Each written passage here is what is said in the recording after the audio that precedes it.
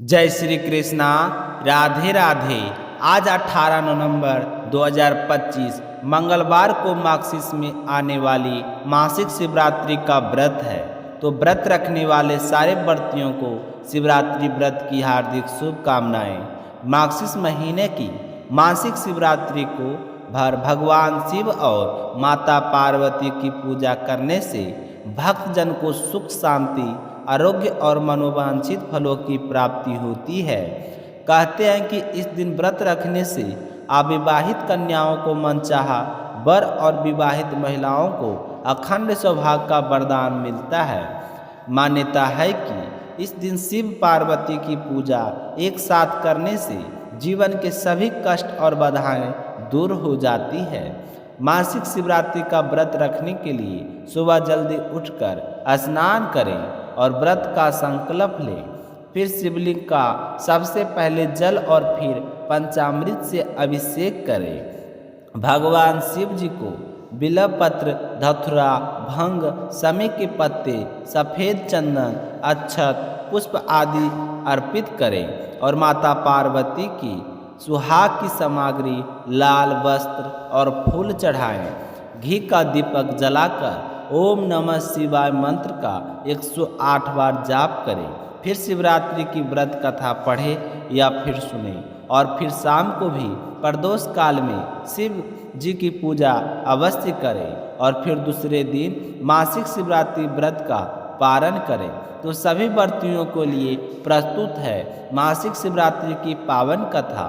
सारे शिव भक्त इस कथा को प्रेम भाव से पूरा सुने और ज़्यादा से ज़्यादा व्रत रखने वाले दूसरे शिव भक्तों में शेयर करें ताकि शिव जी का आशीर्वाद आप पर हमेशा बना रहे। बोलिए शिव गौरी की जय हो। प्राचीन समय की बात है। महापुर नामक नगर में धर्मदास नाम का एक विनम्र ब्राह्मण रहता था। जीवन में कोई बड़ा सुख नहीं था, पर छोटा था, पर धन कम था और शरीर में रोगों से घिरा रहता था, पर उसका मन बड़ा पवित्र था। वह प्रतिदिन शिव नाम का जाप करता, परंतु मन में एक पीड़ा रहती, हे भोलेनाथ, कब मेरे जीवन में आकाश आएगा।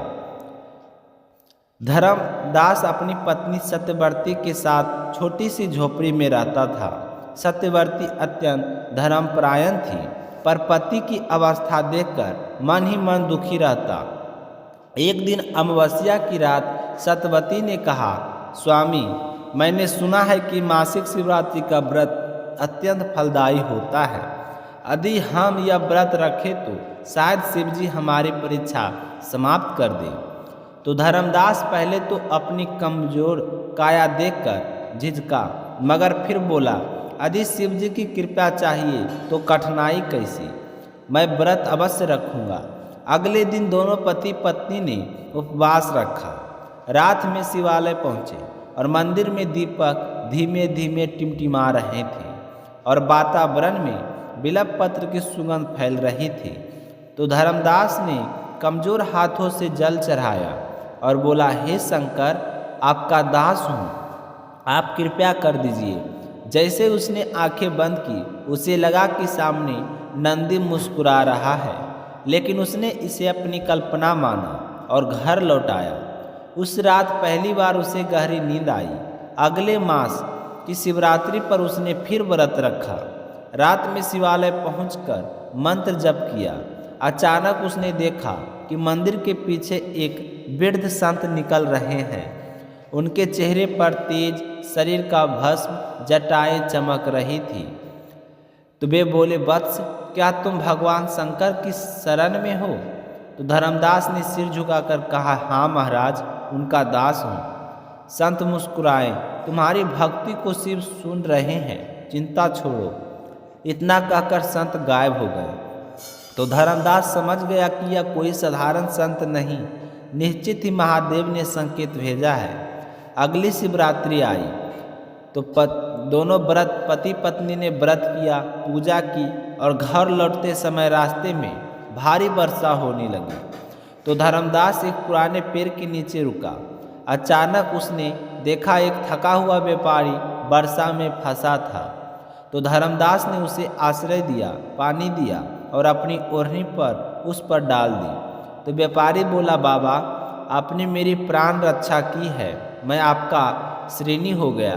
तो अगले दिन व्यापारी ने उसे अपने घर बुलाया और कहा, मैं तुम्हें अपना मुनीम बनाना चाहता हूँ, तुम्हारी ईमानदारी और दया ने मुझे प्रभावित किया है। तो धर्मदास की किस्मत बदलने लगी।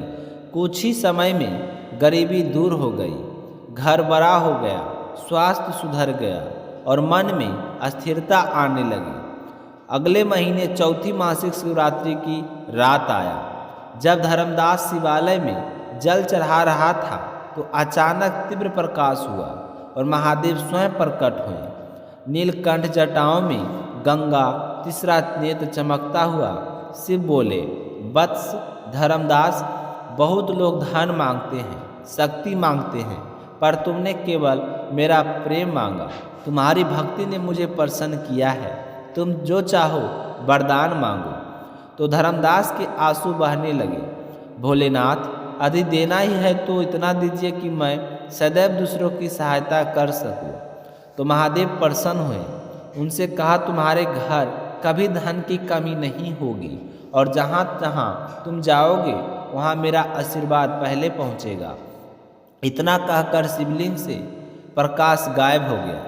तब धर्मदास और सत्यवती के जीवन में कभी अभाव नहीं आया। उन्होंने सेवा, दान और शिव भक्ति से जीवन बिताया।